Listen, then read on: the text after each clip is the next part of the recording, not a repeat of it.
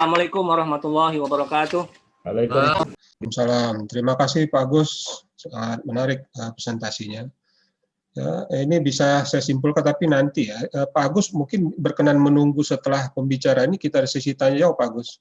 Siap. Saya akan berikan kesempatan kepada Kanda Dubes New Zealand Pak Tantowi Yahya lebih dulu. Begitu ya Kando Tantowi Yahya. Ya. Mohon waktunya Kando. Arahan. Maju gitu. Kami persilakan Kando. Angkat gitu. Akhirnya berangkat juga bus dari New Zealand ini. Silakan Kando. Ya.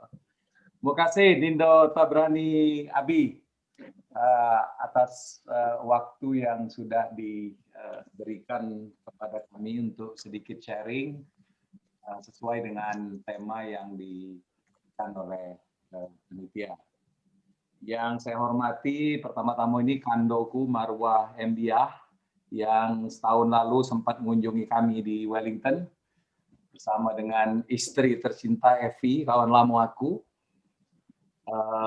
Beliau ini adalah Ketua Umum Ikatan Alumni FH Unsri untuk DKI Jaya, Jawa Barat, dan Banten. Kemudian yang saya hormati juga Dekan FH Unsri, Febrian. Kemudian Pak Agus Handaya yang mewakili Direktur Utama Bank Mandiri. Kemudian dulur kita Dubes Indonesia untuk Austria dan Mansa Jumala, Doktor. Kemudian kando-kando senior-senior, Pak Rajab Semendawai, tadi ada Yu Erna dan banyak lagi yang tidak baca aku sebut ke satu persatu. Izinkanlah kami, ecak-ecaknya agak-agak pinter-pinter dikit ini, pakai slide agar supaya presentasi kita ini kaget dulu slide, ntar dulu. Kebenaran yang jadi operator ini bukan orang Palembang, jadi dia ngerti kaget itu. Nah, aku ini didampingi, cuma sini kok deh. Nah, aku malam ini didampingi oleh adik Triana. Ini sengaja aku ajak karena beliau ini adalah alumni dari FH Unsri juga. Tahun berapa, Dek? Tahun 89, Pak. Nah, tahun 89. Nah, ini salah satu yang menjawab tantangan dari Pak Dekan tadi. Ada juga yang berkiprah di bidang diplomasi.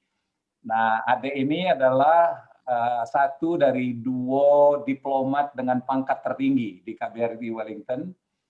Jabatan dia adalah koordinator fungsi penerangan sosial dan budaya dan juga sebagai kepala kantor. Kepala kanselerai, istilah diplomatiknya di KBRI Wellington ini. Ini adik. Wong komuring.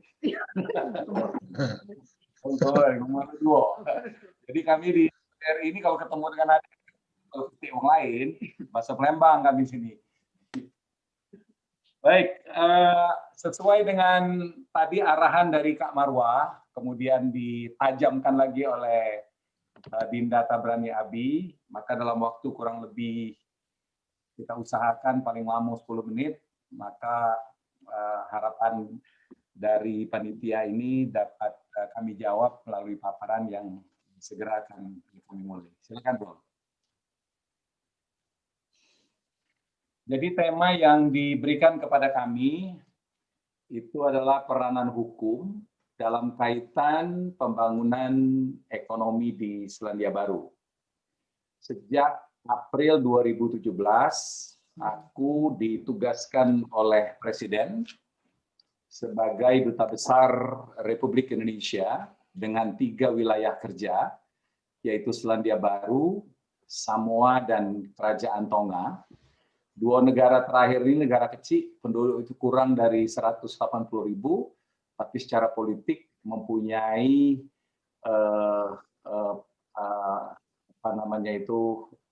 posisi yang penting terhadap Indonesia.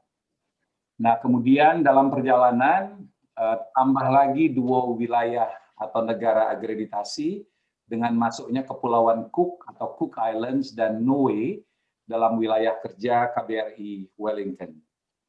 Per 1 Januari 2020, dapat lagi satu mandat atau kepercayaan baru dari Presiden Jokowi untuk kami merangkap sebagai duta besar keliling Indonesia untuk wilayah Pasifik.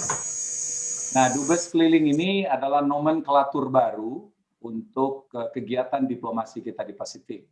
Artinya sebelum ini tidak ada. Nah, mengapa sampai harus diadakan Dubes keliling untuk mengelola kawasan Pasifik ini untuk berbagai kepentingan Indonesia?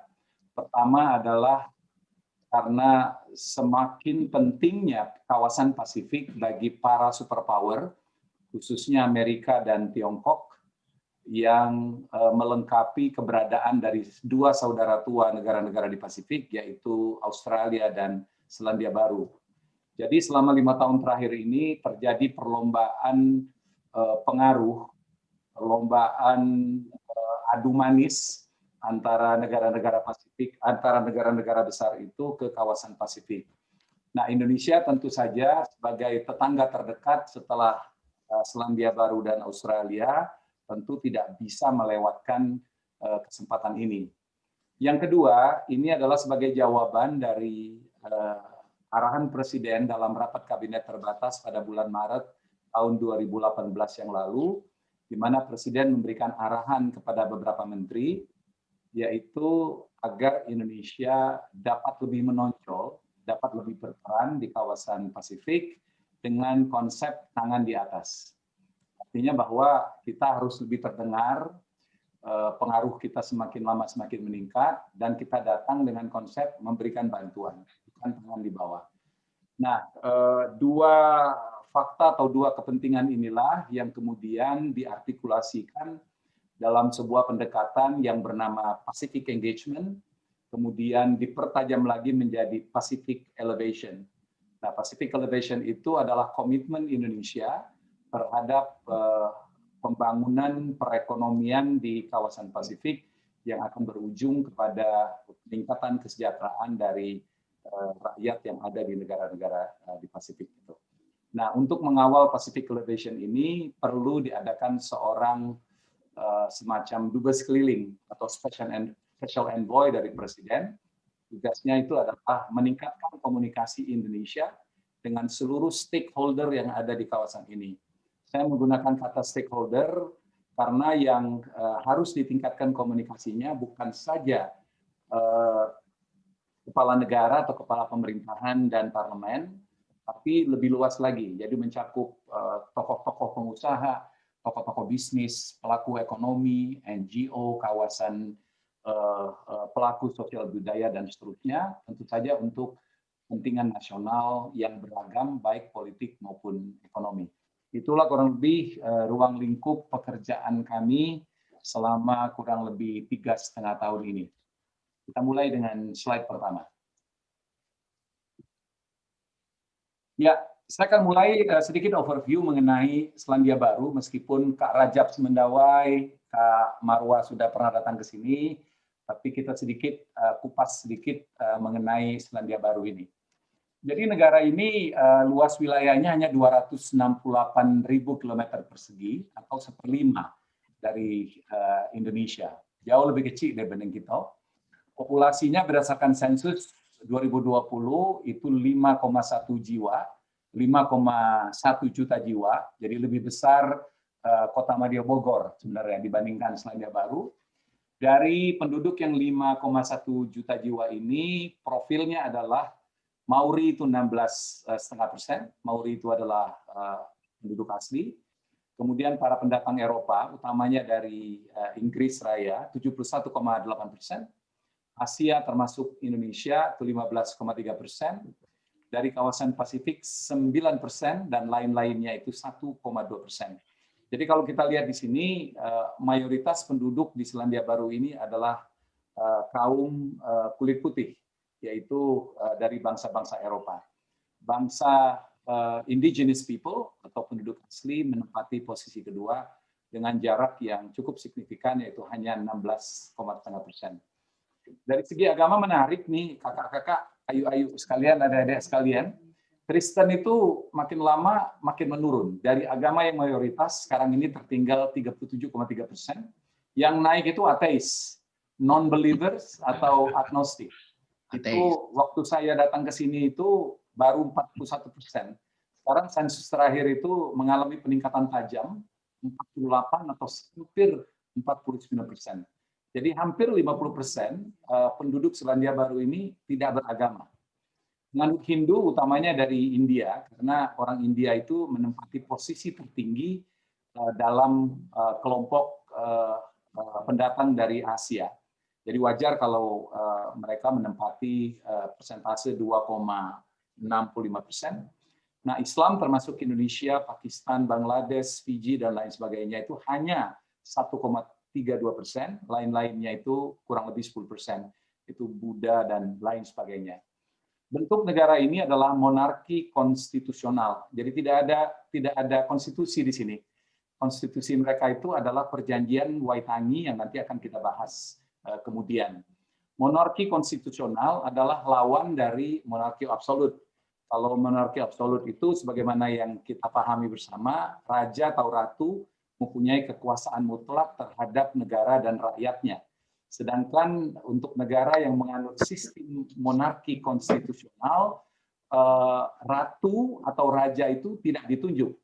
Tapi akibat dari sistem Commonwealth yang dianut, dan ratu atau raja itu diwakili oleh seorang gubernur jenderal yang dipilih melalui mekanisme masing-masing negara dengan masa pemerintahan berbeda-beda. Nah, ratu dalam hari ini Ratu Inggris diwakili oleh gubernur jenderal dan kekuasaannya dibatasi oleh konstitusi. Kepala negaranya adalah gubernur jenderal sebagai perwakilan dari ratu, kepala pemerintahannya adalah perdana menteri. Nah, perdana menteri di sini itu adalah hasil dari pemilu yang dilaksanakan setiap 3 tahun. Setiap 3 tahun Selandia Baru melaksanakan pemilu. Nah, partai terbesar itu membuat koalisi dan biasanya ketua dari partai terbesar itu langsung didaulat menjadi perdana menteri. Jadi perdana menteri tidak dipilih oleh rakyat, tapi adalah hasil kesepakatan dari partai-partai pemenang yang masuk dalam koalisi pemerintahan. GDP dari negara ini 200 miliar US dollar atau seperempatnya kita. Itu estimasi 2020. Ya, kalau kita itu sudah 1 triliun US dollar, itu adalah GDP kita. Tapi untuk 270 juta jiwa. Sedangkan ini 200 miliar US dollar hanya untuk 5 juta jiwa. Jadi bisa kita bayangkan korelasi tingkat pendapatan dan tingkat kesejahteraan dari penduduk di negeri ini. Pendapatan per kapita dalam 41,585 US dollar itu adalah estimasi 2020.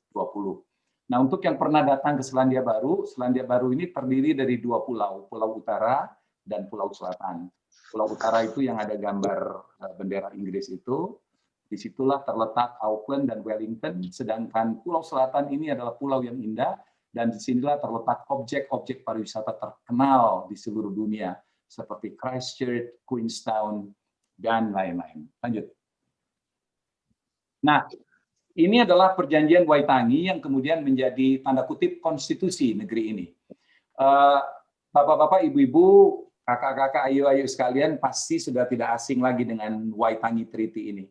Jadi Waitangi Treaty ini adalah inisiatif dari para pendatang Inggris untuk membuat perjanjian dengan orang Maori sebagai indigenous people.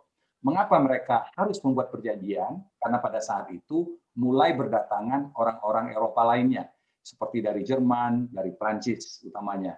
Nah, daripada negeri ini direbut oleh bangsa-bangsa itu, lebih bagus mereka mendahuluinya dengan mengajak orang-orang penduduk asli, yaitu suku Maori, untuk duduk bersama dan membuat perjanjian. Nah, orang-orang Maori sendiri yang penduduknya sangat kecil, sangat tidak mungkin untuk melawan para pendatang yang lengkap secara kekayaan, senjata, dan lain sebagainya. Jadi ada istilah itu, if you cannot beat them, you join them. Nah, kurang lebih itu yang dilakukan oleh orang-orang Maori. Akhirnya disepakatilah perjanjian Waitangi pada tanggal 6 Februari 1840 16 Februari inilah diperingati sebagai Hari Kemerdekaan atau Hari Nasional Selandia Baru. Nah, tahun 1856 atau 16 tahun setelah penandatanganan Waitangi itu, Inggris atau Selandia Baru resmi menjadi koloni Inggris dengan pemerintahan tersendiri. Tahun 1907 dia menjadi negara dominion. Baru pada 40 tahun kemudian, 1947, Selandia Baru menjadi negara merdeka dan berdaulat dan menjadi anggota dari Commonwealth. Apa sih perjanjian Waitangi itu? Nah, ini menarik sekali Bapak Ibu sekalian. Jadi perjanjian Waitangi itu adalah satu kesepakatan antara suku asli sebagai pemilik dari negeri ini dengan para pendatang, yaitu dari Inggris. Isinya hanya 3. Pertama, Ratu atau Raja Britania Raya memiliki hak untuk memerintah di Selandia Baru, yang kemudian dalam perjalanannya cara memerintahnya adalah diwakili oleh seorang gubernur jenderal. Kemudian, para kepala suku Maori tetap memiliki tanah dan air, ya, serta hutan, dan kepemimpinan mereka, dan sepakat untuk menjual lahan mereka hanya kepada monarki Inggris. Ini dulu, tapi sekarang ini sudah mulai banyak berubah. Jadi di sini ini seluruh tanah itu milik orang Maori dan tidak boleh diperjualbelikan. Hanya boleh diperjualbelikan atau dihibahkan kepada pemerintah monarki Inggris. Itu dulu. Tapi kalau sekarang ini mulailah terjadi perubahan, ada yang menjual, ada yang program bagi hasil, dan lain sebagainya. Jadi poin 2 ini Bapak Ibu sekalian, kita mendapatkan suatu gambaran. Jadi berbisnis dengan orang di Selandia Baru ini gampang sekali. Jadi berhubungan saja dengan orang-orang Maori, mereka punya tanah, itu kemudian investasi, misalnya investasi di bidang pertanian, peternakan, itulah yang dilakukan oleh orang Cina, kemudian para pendatang lainnya. Karena tanah itu tidak dijual sesungguhnya. Tanah itu adalah tanah adat. Hukum yang berlaku itu adalah hukum adat. Kemudian yang ketiga, perjanjian Maori ini, perjanjian Waitangi ini memberikan pengakuan khusus terhadap hak dan kepentingan orang Maori dalam beberapa situasi. Jadi institusi Maori yang otonom memiliki peran dalam sistem ketatanegaraan dan politik yang lebih luas. Poin 3 ini memberikan garansi atau jaminan bahwa orang Maori itu mempunyai hak yang sama, hak ekonomi, hak politik, hak budaya, hak sosial dengan orang kulit putih atau pendatang. Jadi posisi mereka tuh sama tinggi dengan pendatang. Dan itu terrefleksi Bapak Ibu sekalian di lambang negara mereka. Jadi kita lihat ada orang kulit putih dengan bendera, ada Union Jack-nya, sedangkan di sebelah kanan itu adalah orang Maori. Elemen-elemen yang ada di dalam lambang itu adalah gabungan dari negara induk, Inggris, dan juga adat istiadat dari Maori. Nah, jadi kesetaraan ini memang sudah dijamin oleh Waitangi Treaty ini. Nah, inilah yang membedakan orang Maori dengan orang aborigin. Orang aborigin di Australia itu mereka tidak dilindungi ini. Makanya mereka semakin lama semakin tersingkir, semakin lama semakin hilang, dan tidak mendapatkan hak-hak politik atau hak-hak ekonomi sebagaimana yang dinikmati oleh orang-orang Maori di Selandia Baru. Lanjut. Nah, pembagian kekuasaan kurang lebih samalah dengan kita, jadi legislatif, eksekutif, dan yudikatif. Nah, legislatif itu terdiri dari anggota parlemen yang dipilih setiap 3 tahun dan gubernur jenderal. Peran badan legislatif ini sama dengan kita, jadi membuat undang-undang dan mengawasi pemerintah. Sedangkan badan eksekutif yaitu dipimpin oleh seorang perdana menteri yang terpilih setiap 3 tahun sekali. Peran eksekutif adalah memutuskan kebijakan, mengusulkan undang-undang yang harus disetujui oleh badan legislatif dan mengelola undang-undang tersebut. Sedangkan badan kehakiman ini sangat berkorelasi dengan tema yang kita bahas sekarang ini, terdiri dari semua hakim independen, ada 2 sumber utama hukum, yaitu undang-undang dan hukum umum. Nah, Mahkamah Agung Selandia Baru adalah pengadilan banding. Lanjut.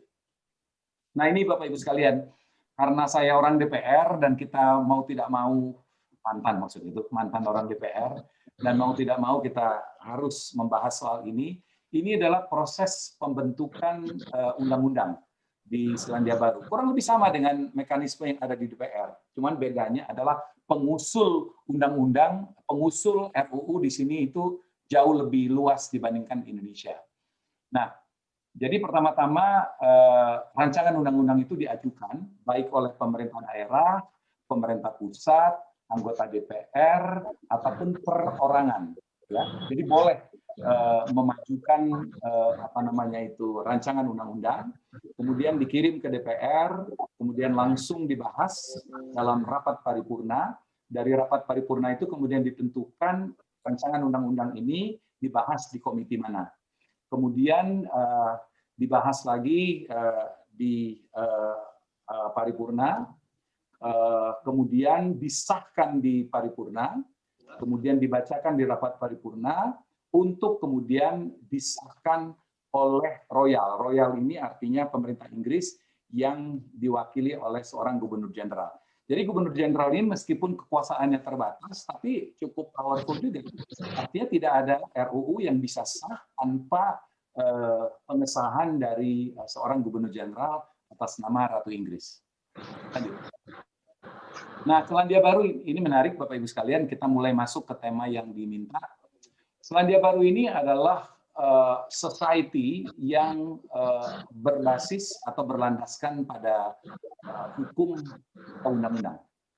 Ini pengejawatannya, manifestasinya bisa kita lihat di sini. Semua peraturan yang sudah diundangkan itu dipatuhi ya oleh objek hukumnya. Jadi rakyat di sini itu patuh sekali kepada hukum. Ketika itu sudah diundang-undangkan atau dijadikan peraturan, they have no choice but to obey that. Ya, itulah makanya Kak Marwah, Kak Rajab ketika datang ke sini jarang terjengok polisi di sini. Nggak kate bahkan polisi itu. Karena memang nggak perlu. Jadi uang di sini ini bukan takut dengan polisinya, tapi patuh kepada peraturan. Ya. Kalau kemarin kakak-kakak datang ke sini, nyingok ke sungai situ, Banyu situ, nggak kate itu sampah. Bahkan di pelabuhan banyak sekali terdapat kapal besar dan kecil, tumpahan minyak pun tidak ada. Ya, terus di jalan-jalan itu ya, nggak kate itu yang namanya puntung rokok segala macam. Kalau ada puntung rokok kita jengok be. Kalau itu gudang garam atau jarum, pasti turis dari Indonesia yang membuang itu. Karena uang di sini nggak kate, buang sampah di jalan itu nggak kate. Nah, kemudian pertanyaannya, di mana sampah itu dibuang? Sedangkan tempat sampah itu kan tidak tersedia di semua tempat. Uang di sini tuh Kak, kalau keluar rumah tuh bawa kantong plastik dia. Kadang-kadang dimasuk ke di kantongnya dewe, ya. Baru nanti pas ketemu tempat sampah, baru dibuang di tempat sampah. Itulah bentuk kepatuhan mereka terhadap hukum. Kedua, jumlah pelanggaran di sini sangat rendah.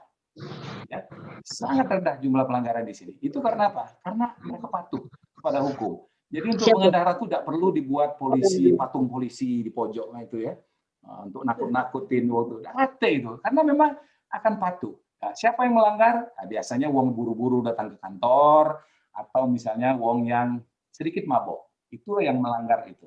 Ya. Nah, terhadap pelanggaran lalu lintas ini sanksinya itu luar biasa besar. Jadi uang ketika dapat izin, ketika dapat SIM itu diberikan semacam kredit. Setiap kali dia pelanggaran, maka kreditnya itu di-embed. Makin besar jumlah kreditnya, makin hilang, makin tereduksi atau makin berkurang jumlah kreditnya dia. Dan begitu itu habis, SIM itu dicabut dan tidak akan dikeluarkan seumur hidup. Jadi uang di sini takut dia kalau SIM-nya itu ditarik. Nah, oleh karena itu takut untuk melanggar hukum. Ketiga, karena hukum itu jelas, tidak ada di sini celah transaksi politik. Jadi pengusaha di sini, kakak-kakak dan ayu-ayu, adik-adik sekalian, itu tidak penting itu berkawan dengan politisi, berkawan dengan menteri, berkawan baik dengan perdana menteri. Tidak kata gunanya. Karena uang-uang itu takut dengan hukum, dan uang-uang itu juga kekuasaannya dibatasi oleh hukum. Nah, jadi di sini kenal dengan menteri tertentu, kenal dengan anggota DPR ya, cuman sekedar kenal aja, cuman tidak bisa dimanfaatkan untuk kepentingan pribadi, kepentingan kelompok, ataupun kepentingan perusahaan kita. Akibat dari semuanya ini, indeks persepsi korupsi Selandia Baru ini tertinggi. Jadi memang ganti-gantian antara Selandia Baru dengan negara-negara Skandinavia, dan kalau di Asia itu adalah Singapura. Kalau tidak salah itu indeks tahun 2020 itu Selandia Baru menempati indeks tertinggi. Artinya tingkat korupsinya itu 0. Rendah. Nah inilah produk dari hukum yang jelas dan dijalankan dengan taat oleh rakyat atau objek hukumnya. Lanjut. Nah, penerapan rule of law dalam pembangunan ekonomi itu tadi sebagaimana yang kita bahas di awal tadi, kepastian hukum bagi dunia usaha. Ya, jadi peraturan di sini bukan tidak pernah, tapi jarang sekali berubah-berubah itu. Jadi ketika diundangkan, ya udah, itulah hukumnya, itulah peraturannya. Kemudian pajak progresif yang berlaku egaliter, artinya semuanya itu terkena pajak progresif ini. Aturan baku untuk semua jenis sektor usaha yang transparan dan mudah sekali diakses, karena salah satu negara yang e-government-nya sukses itu adalah Selandia Baru, makanya salah satu program studi yang paling banyak diminati oleh mahasiswa dari luar negeri adalah mengenai e-government. Kemudian pengurusan izin usaha. Jadi hampir tidak ada birokrasi di sini. Fungsi pemerintah itu adalah mendorong, bukan menghalang-halangi usaha yang dilakukan oleh rakyatnya. Upah minimum berlaku untuk semua jenis pekerjaan. Kemudian pemerintah menyediakan portal ini dia nih, gets.gov.nz dan procurement.gov.nz untuk mendorong pelaku usaha untuk dapat bersaing secara adil dan terbuka dalam berbagai proyek pemerintah. Jadi siapapun yang berminat untuk melakukan atau mengerjakan proyek pemerintah cukup membuka dua akses ini, dan prosesnya itu adalah proses yang sangat transparan, berkeadilan, dan terbuka. Jadi tidak kate gunonya kenalan dengan Menteri PU-nya gitu ya, atau kenal baik dengan Menteri Pariwisatanya, ya enggak. Karena semuanya sudah diatur secara terbuka, transparan, dan terukur. Lanjut.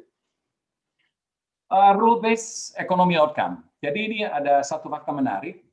Broad-based prosperity maksudnya itu perekonomian yang inklusif, yang didukung oleh aturan yang transparan, dan komitmen dukungan terhadap UKM. Lebih dari 80% perekonomian Selandia Baru ini ditunjang atau didukung atau dilaksanakan tepatnya oleh UKM. Di Selandia Baru ini tidak ada konglomerat. Tidak ada. Kata konglomerat itu tidak ada. Yang ada itu adalah koperasi. Jadi tidak ada konglomerasi, yang ada koperasi. Perusahaan kecil-kecil UKM ini kemudian bergabung dalam koperasi. Dan koperasi itu pun bebas orang untuk membuat dan ikut koperasi manapun. Tapi hampir, bisa saya sebut hampir semua usaha di sini tergabung dalam sebuah koperasi. Koperasilah yang melakukan pembinaan, melakukan pemasaran, bahkan sampai ke luar negeri, sedangkan anggota koperasi konsentrasi di peningkatan produksi. Kesenjangan ekonomi relatif rendah karena nilai upah minimum dan pajak progresif yang tinggi. Sustainable economic growth, pertumbuhan ekonomi disokong oleh industri primer dan pariwisata yang ramah lingkungan. Slide berikut akan menjelaskan, sebelum kita akhiri, negara ini hidup dari mana sih? Nah ini dia. Lanjut. Jadi ada 3 sumber atau backbone perekonomian Selandia Baru. Pertama dari perdagangan.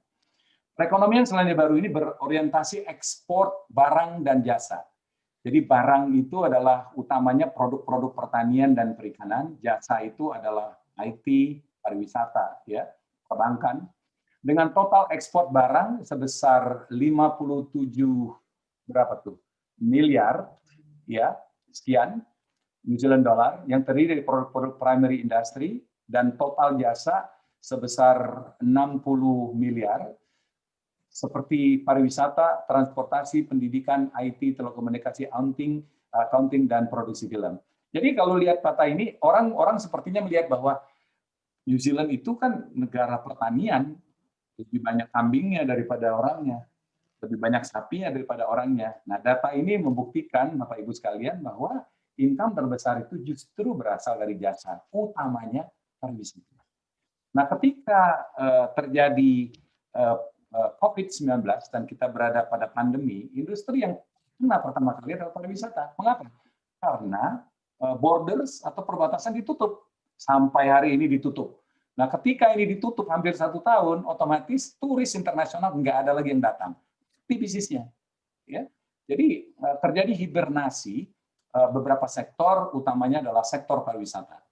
Nah, jadi sektor pariwisata ini secara langsung menyumbangkan kontribusi sebesar 16,2 miliar dolar Selandia Baru atau sekitar 5,8% total GDP, dan secara tidak langsung industri turunan pariwisata ini menyumbangkan tambahan 11,2 miliar Selandia Baru dolar atau tambahan 4% terhadap total GDP. Jadi figur ini Bapak Ibu sekalian menunjukkan betapa pentingnya pariwisata bagi kelangsungan perekonomian negeri ini dan betapa terdampaknya negeri ini ketika perbatasan itu ditutup karena COVID. Kemudian sektor ketiga yang merupakan penyumbang revenue yang cukup besar itu adalah pendidikan. Jadi New Zealand International Students itu menyumbang pendapatan negara hampir 5,1 miliar dolar Selandia Baru per tahun, atau 5,1 miliar per tahun ya. Dan terdapat 117.000 pelajar internasional yang berasal dari 177 negara. Ketika COVID berlangsung, ini tersisa tinggal separuhnya. Cuma sekitar 50.000. Kemana 50.000? Kebanyakan karena liburan, pas liburan lockdown. Dan tidak pacak balik sampai sekarang ini. Jadi institusi pendidikan di sini itu komplain terus melakukan appeal kepada pemerintah untuk membuka kembali bordersnya agar supaya para pelajar asing itu tetap bisa melanjutkan, nggak ada. Jadi pintu untuk pariwisata tetap ditutup, pintu untuk pelajar asing juga ditutup. Jadi pemerintah di sini menganggap bahwa kesehatan dan keselamatan warga jauh lebih penting daripada perekonomian. Lanjut. Masih ada 2 lagi kalau masih ada waktu, Pak Moderator. Kurang lebih 5 menit lagi. Ya. Nah, ini sedikit karena kita masih dalam suasana COVID. Ada 2 slide terakhir di mana kami akan share mengenai COVID response yang dilakukan oleh Selandia Baru. Bagaimana kita ketahui bahwa Selandia Baru adalah negara pertama yang dinyatakan sebagai negara yang sudah bebas dari COVID free. Ya. Nah, status COVID free ini tentu saja merupakan sumbangsi dari berbagai macam sektor. Pertama adalah pemerintah, swasta, dan ketiga adalah rakyat.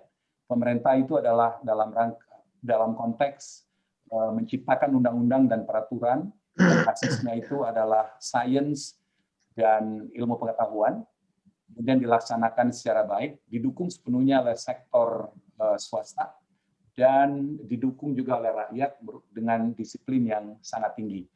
Nah, pemerintah Selandia Baru ini tidak mau bermasalah dengan urusan COVID ini, oleh karena itu diperlukan sebuah undang-undang yang memayungi semua kegiatan terhadap respon terhadap COVID ini. Nah, oleh karena itu lahirlah Undang-Undang COVID-19 Public Health Response Act 2020. Ini yang melebur beberapa peraturan tentang imigrasi, kesehatan, ketenagakerjaan, dan penegak hukum. Jadi ini kurang lebih kalau di Indonesia ini adalah omnibus law. Jadi undang-undang sapu jagat. Nah, tapi undang-undang sapu jagat ini selesai hanya dalam waktu 2 bulan. Yo. Dan terakhir, Mano? Lanjutkan, Dok. Lanjut ya. Ya. Nah, jadi yang menarik ini, undang-undang sekrusial ini yang merupakan payung dari semua kegiatan pemerintah dalam merespon COVID-19 ini, yang merupakan leburan dari 4 undang-undang yang sangat penting dan sangat strategis, hanya bisa diselesaikan dalam waktu kurang dari 2 bulan. Di sini kita lihat kedewasaan dari negara ini dalam melakukan demokrasi. Jadi demokrasi itu esensinya adalah lebih mengedepankan kepentingan umum daripada kepentingan kelompok dan kepentingan pribadi. Dan ini bukan lip service, artinya mereka laksanakan. Rasanya sulit kita mencari satu negara lain yang bisa menyelesaikan undang-undang payung sepenting ini hanya dalam waktu 2 bulan. Lanjut. Nah, masih mengenai cepatnya pembuatan undang-undang, masih ingat ada penembakan di Christchurch bulan Maret tahun lalu yang menjadi isu sangat besar bagi dunia, apalagi buat Selandia Baru. Nah, karena adanya aksi terorisme yang tidak pernah terbayangkan itu, pemerintah kemudian melakukan berbagai langkah, termasuk diantaranya sangat fundamental, mengamandemen Undang-Undang Kepemilikan Senjata. Tadinya orang bebas mempunyai, membeli, memiliki senjata. Tapi setelah kejadian itu, pemerintah melakukan revisi, amandemen besar-besaran, sehingga orang tidak boleh lagi memiliki senjata kecuali profesi-profesi khusus. Amandemen undang-undang yang penting itu kelar dalam waktu 1 bulan. Jadi orang-orang di parlemen itu mau dia pemerintah, mau dia oposisi bersatu padu karena ini adalah kepentingan orang banyak, bukan kepentingan kelompok mereka, partai mereka ataupun pribadi. Ini yang saya sebagai orang politik itu kagum. Bagaimana tidak terjadi banyak debat kusir ketika yang mereka urus itu adalah sesuatu yang sebenarnya menyangkut hajat hidup yang banyak. Nah ini ya produk ini COVID-19 Public Health ini menjadi dasar hukum dikeluarkannya berbagai kebijakan untuk menopang sektor ekonomi di kala pandemi ya. Jadi misalnya pemberian stimulus terhadap sektor industri yang terdampak terutama sektor pariwisata dan pendidikan. Kemudian subsidi gaji sebesar $580 atau kurang lebih 5 juta per minggu untuk kerja penuh waktu dan $380 atau 3,8 juta per minggu untuk pekerja paruh waktu.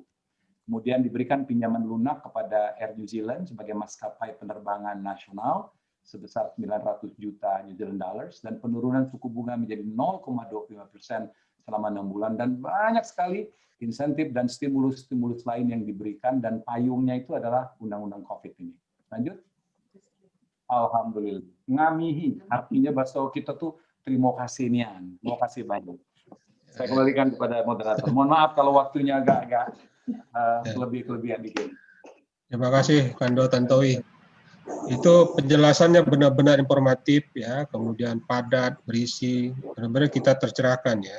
Saya juga baru tahu ternyata Gubernur Jenderal itu ada di legislatif mereka itu. Ya, banyak hal yang memang kita dapat soal apa itu kepatuhan mereka terhadap hukum. Tapi itu nanti kita bahas. Kando di Wellington kan sudah malam. Ini Kando bersedia menunggu masih online ya Pak Agus? Masih Pak. Oke. Baik, sebelumnya saya perlu bacakan dulu nih CV-nya Kak Tantowi Yahya ini ya. Beliau ini lahir di Palembang 29 Oktober 60 ya, berkeluarga, istri Dewi Yahya, anak M. Anjani Yahya dan Kando Tantowi ini saya tahu betul nih kalau yang ini nih National Hotel and Tourism Institute Bandung. Ya dulu terkenal di NHI dulu. Nah, kemudian professional degree MIT Sloan Amerika Serikat tahun 2010. Nah, yang menarik Kando Tantowi ini ya, multi talent itu kata Kando Marwah tadi, riwayat pekerjaannya yang saya tahu tuh ingat betul tuh corporate secretary BASF ini loh. Ya, kemudian terakhir managing director PT Cipta Daya Prestasi 94 sampai 2009. Dan banyak lagi. Nah, kemudian dari karir seni ya Kando ini ternyata mengeluarkan album ya 8 album tahun 2001 ini sekarang. Yang kita tahu kan di acara musik TV kan musik country ya Kando Tantowi ini. Kemudian juga pembawa acara di Deal or No Deal, Who Want to Be Millionaire, kemudian gitar remaja. Nah, yang tidak kenal gitar remaja ya keterlaluan ya, yang seumuran kita nih. Nah, kemudian karir diplomatik ya mulai dari politik 2020 sampai sekarang, kemudian Duta Besar Selandia Baru Samoa Tonga 2017 sampai sekarang. Nah, beliau juga hebat lagi ya, dia berkarir di politik ya. Anggota DPR RI 3 2014-2017 ya. Ya, saya termasuk pengagum Kando Tantowi ini. Ya, kita bisa jadi bisa kita contoh lah ya, gimana mungkin itu berapa bidang beliau kuasain ya sampai beliau aktif di politik termasuk di duta besar ini. Nah, kalau kita lihat di chat tadi Kando itu banyak senang sama presentasinya Kando Tantowi ini ya. Jadi kalau aku pribadi cocoknya memang kalau Menlu Menteri Pariwisata Kando.